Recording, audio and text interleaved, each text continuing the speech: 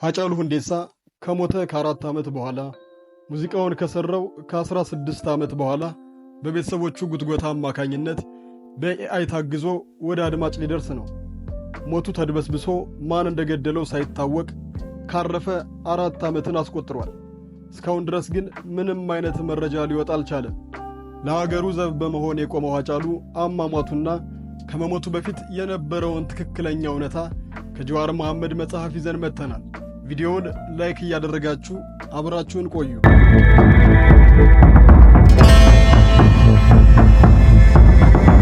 በሀገራችን የሙዚቃ ታሪክ ውስጥ ስሞችን መዘርዘር ብንጀምር ሃጫሉ ሁንዴሳ የሚለው መጠሪያ ከዝርዝሩ ውስጥ እንደሚካተት ምንም ጥርጥር የለውም። በተለይ በኦሮመኛ የሙዚቃ እንቅስቃሴ ውስጥ ዶክተር አሊ ቢራን ከጠራም በኋላ ያለምንም ተቀናቃኝ ሃጫሉ ሁንዴሳን ነግሶ እናገኘዋለን።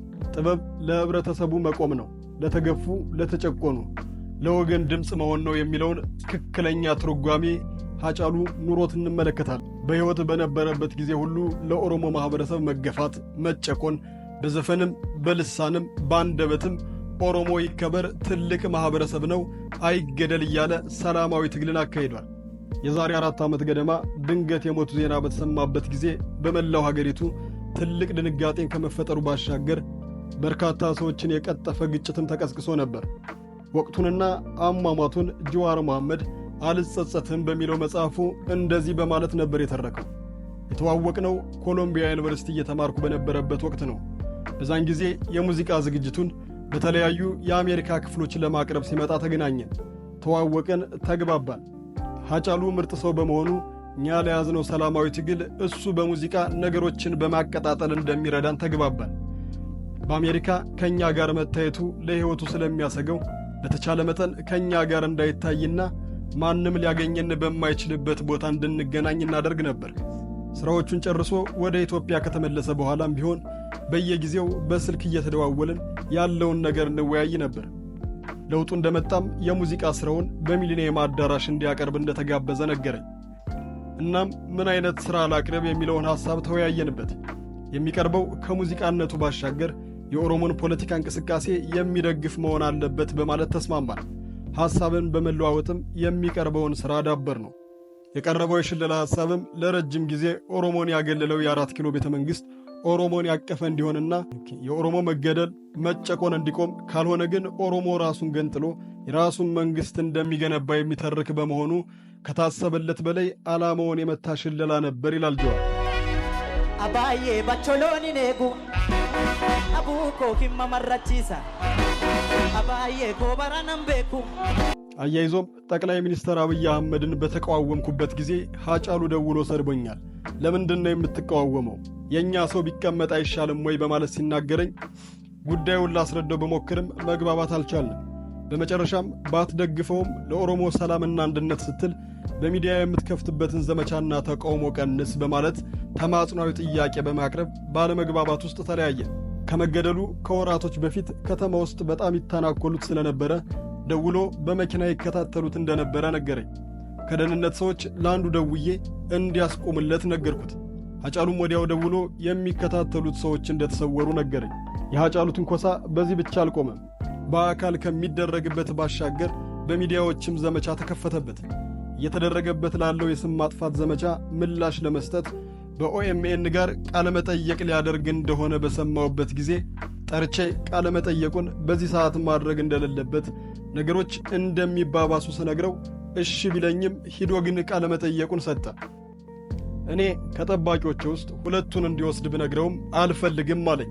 ከጥቂት ቀናቶች በኋላ አንድ የመንግሥት ባለሥልጣን ደውሎ ሃጫሉ ተጎድቷል አሉ። ሰምተሃል አለኝ። በረዶ የተደፋብኝ መስል ደነገጥኩ።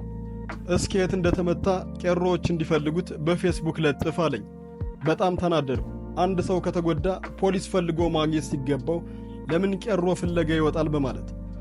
ሃጫሉ እንደሞተ ከተረጋገጠና ወደ ሆስፒታል ከተወሰደ በኋላ ሌላ ባለሥልጣን ደውሎ ሃጫሉ የተገደለው በሸኔና በወያኔ ነው አለኝ። እኔም እንዴት በዚህ ፍጥነት ታወቀ? ወይስ ጥቃት አድራጊው ተያዘ? እሱ ቢያዝም ከሱ ጀርባ ያሉ ሰዎችን ለማወቅ ጊዜ ይፈልጋል ብዬ ስጠይቅ ዝም ብሎ ስልኩን ዘጋው። ጉዳዩን ወደ ሕዝብ ግጭት ሊወሰድ እንደሚችል ስለጠረጠርኩ ከአንዳንድ ሰዎች ጋር ጉዳዩን በጥብቅ ለመከታተል ተነጋገርን። ከዛም ሌሊት ሌላ ባለስልጣን ደውሎ ለሃጫሉ መንግስት የክብር ሽኝት ሊያደርግለት እንደሆነና በፊንፊኔ እንዲቀበር እንደተወሰነ ቢነግረኝም በማግስቱ በቴሌቪዥን ህዝቡ የሃጫሉን አስክሬን ወደ አምቦ ሲወስድ ተመለከቱ። ማታ ለደወለልኝ ባለስልጣን ደውዬ ለምን ሐሳብ እንደተቀየረ ስጠይቀው አላውቅም አለኝ። በጣም ተናደድኩ። ምንም እንኳን ጠባቂዎቼ ጋር ሃጫሉ ያለበት ሆስፒታልም ሆነ የቀብር ቦታ መሄድ ለኔ ጥሩ እንዳልሆነ ተነጋግረን ብንስማማም መንግስት የጀግና ሽኝት ባለማድረጉ ተናድጄ ለመሄድ ወሰንኩ። ለሌሎች ስደውልም ተስማሙ። መራራ ጉዲና ግን ለአንተ ጥሩ አይደለም ሲለኝ ሸኝተን እንደምንመለስ ተናግሬ ተግባባል። አስክሬኑ ማቀዝቀዣ ባለው መኪና ስላልተደረገ እንዳይፈርስ በመፍራት ያለንን መኪናዎች በቀኝና በግራ አጅበን ለመሄድ ሞከርን። ግን ብዙ ሰው ስለነበረ ብዙ መጓዝ አልቻልንም። በመሃል አንድ ሲኖትራክ መጥቶ መንገድ በመዝጋት ራሴን ከምገድል አስክሬኑን መልሱት በማለት ሲያስጨንቀን ለሽመልስ አብዲሳ ደውለን ፖሊስ እንዲልክልን ስነግረው እሺ አልን። ወደ ኋላ ተመልሰን ቡራዮ ጋር በአንድ ፖሊስ ጣቢያ ብንጠብቅም ኃይል ግን አልተላከም። ወዲያው ለአዲስ አበባ ከንቲባ ታከለ ኡማ ደውዬ ስነግረው አስክሬኑን ወደ ፊንፊኔ እንድንመልሰው ነገረኝ። ፊንፊኔ የት ይሆናል ስለው 3 አማራጭ አቀረበልኝ። ከንቲባ ቢሮ፣ ስቴዲየም፣ ኦሮሚያ ባህል ማዕከል። ከሦስቱ የኦሮሚያ ባህል ማዕከል በኦሮሚያ ልዩ ኃይል ስለሚጠበቅ ተስማማል። ኦሮሚያ ባህል ማዕከል ጋር ስንደርስ አናስገባም አሉን። ለታከለ ኡማ ደውዬ ካገናኘዋቸው በኋላ ተፈቅዶልን ገባን። ወዲያው ታከለ መጣ። አወራን። አስክሬኑ እንዳይፈርስ ማቀዝቀዣ ያለው መኪና እንዲያመጣ ተግባባን። አብረን እንሄድ ቢለኝም ለሱም ለእኔም ስለሰጋውኝ አንተ አምጣ አልኩት። እሱ እንደሄደ ወዲያው ወታደሮች መጡ። ከጠባቂዎቹ ጋር ተፋጠጡ። የኦሮሚያ ፖሊስም መጥቶ ወታደሮችን ከበባቸው። በዚህም ውጥረቱ ሲበዛ የሰው ሕይወት እንዳይጠፋ በመስጋት ወታደሮቹ እንዲሸሽ፣ የጀዋር ጠባቂዎች ትጥቅ እንዲፈቱ በመስማማት የኦሮሚያ ልዩ ኃይል ነገሩን እንዲመራው ተስማሙ።